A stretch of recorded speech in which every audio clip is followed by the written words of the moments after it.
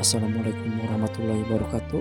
Perkenalkan, nama saya Buda dari kelas C1 Akuntansi NPM 102200023. Di sini saya akan sedikit menjelaskan tentang keutamaan sedikit angan-angan. Apa itu angan-angan? Angan-angan adalah ilusi atau khayalan dan merupakan salah satu alat atau perangkat yang dipergunakan setan untuk menyesatkan manusia. Diriwayatkan oleh Karamallahu wajhahu, sesungguhnya Nabi Shallallahu Alaihi Wasallam bersabda, ada dua hal yang paling aku takuti menimpa kalian, yaitu menuruti nafsu dan banyak angan-angan. Sesungguhnya menuruti nafsu itu dapat menghalangi dari kebenaran, dan banyak angan-angan itu sama dengan mencintai dunia. Jangan tenggelam dalam angan-angan. Rasulullah SAW bersabda kepada Abdullah bin Umar, jika kamu sedang berada di pagi hari, janganlah kamu berbicara kepada dirimu tentang petang hari. Jika kamu sedang berada pada petang hari, janganlah kamu berbicara kepada dirimu sendiri tentang pagi hari. Jadikan hidupmu sebagai modal untuk menghadapi kematianmu, dan jadikan sehatmu sebagai modal untuk menghadapi sakitmu. Sesungguhnya kamu, wahai Abdullah, besok sudah tidak tahu siapa namamu. Hadis riwayat Ibnu Hibban. Selanjutnya beliau bersabda lagi, sesungguhnya Allah Ta'ala memberikan dunia kepada orang yang dicintai maupun yang dibencinya. Jika mencintai seorang hamba Allah memberinya iman, ingat, sesungguhnya agama itu mempunyai anak-anak dan dunia juga mempunyai anak-anak. Jadilah kamu termasuk anak-anak agama dan janganlah kamu menjadi anak-anak dunia. Ingat, sesungguhnya dunia itu bergerak pergi, sesungguhnya akhirat itu bergerak datang. Sesungguhnya kalian berada pada zaman untuk beramal, bukan pada zaman untuk dihisab. Dan ingat, sesungguhnya kalian hampir tiba pada zaman untuk dihisab yang sudah tidak berlaku amal. Hadis riwayat Ibnu Abi Dunya. Firman Allah Subhanahu wa taala, dan aku, iblis, benar-benar akan menyesatkan mereka dan akan membangkitkan angan-angan kosong pada mereka. Quran Surat An-Nisa ayat 119. Abu Zaid Al-Khudri meriwayatkan, Usamah bin Zaid membeli seorang budak perempuan dari Zaid bin Thabit seharga 100 dinar dengan pembayaran tempo 1 bulan.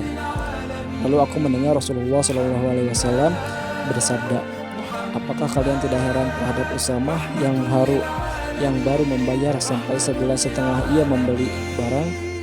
Usamah sungguh panjang angan-angannya. Demi Allah yang jiwaku berada dalam genggamannya, setiap saat aku merasa yakin bahwa sepasang kelopak mataku tidak akan terkatup kembali sebelum Allah mencabut nyawaku, atau aku bisa membukanya kembali dengan keyakinan bahwa aku akan bisa menutupnya sekali lagi sebelum aku mati. Setiap kali memakan sepotong daging, aku selalu berpikir bahwa aku tidak akan bisa menelannya sampai maut mencekiku. Selanjutnya beliau bersabda, wahai anak cucu Adam, jika kalian berakal, maka anggaplah diri kalian termasuk orang-orang yang sudah mati. Demi Allah yang jiwaku berada dalam genggaman kekuasaannya, sesungguhnya apa yang dijanjikan kepadamu pasti akan datang, dan kamu sekalian tidak akan pernah bisa melepaskan diri. Hadis riwayat Ibnu Abi Dunya dan At-Tabrani. Faktor yang menimbulkan banyak angan-angan dan cara mengatasinya. Cinta dunia. Seseorang yang begitu mencintai dunia dengan segala kesenangannya, pastinya hatinya berat kalau harus meninggalkannya. Akibatnya ia enggan memikirkan kematian yang menyebabkan perpisahan. Kebodohan. Benarkah kematian hanya datang pada jiwa yang sakit? Benarkah kematian hanya datang pada orang yang sudah tua? Setiap manusia cenderung memandang hebat masa mudanya, sehingga banyak yang menganggap dirinya mustahil mati dalam usia yang masih muda. Mustahil jika kematian akan datang ketika kita dalam keadaan sehat walafiat. Tingkatan manusia dalam kaitan dengan angan-angan. 1. Orang yang ingin hidup abadi di dunia. 2. Orang yang ingin hidup sampai lanjut usia. 3. Orang yang ingin hidup setahun saja. 4. Orang yang ingin hidup satu musim saja. 5. Orang yang ingin hidup satu hari satu malam saja. 6. Orang yang merasa kematiannya sudah dekat di depan mata. Segera beramal kebajikan dan peringatan bagi yang menunda-nundanya. Jika ada dua saudara kita yang akan kembali dari perantauannya, yang satu besok dan yang satunya lagi 1 bulan kemudian, maka siapa yang akan terlebih dahulu kita persiapkan untuk menyambutnya?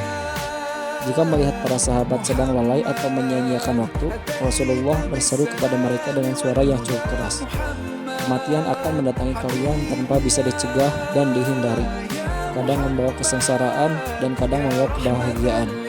Hadis riwayat Ibnu Abi Dunya. Abdullah bin Abbas radhiyallahu an berkata, Nabi Shallallahu alaihi wasallam bersabda kepada seorang sahabat yang meminta nasihat kepada beliau, "Manfaatkan 5 hal sebelum datangnya 5 hal, yakni masa mudamu sebelum datang masa tuamu, masa sehatmu sebelum datang masa sakitmu, masa kayamu sebelum datang masa miskinmu, masa luangmu sebelum datang masa sibukmu, dan masa hidupmu sebelum datang masa matimu." Hadis riwayat Ibnu Abi Dunya. Terima kasih atas perhatiannya.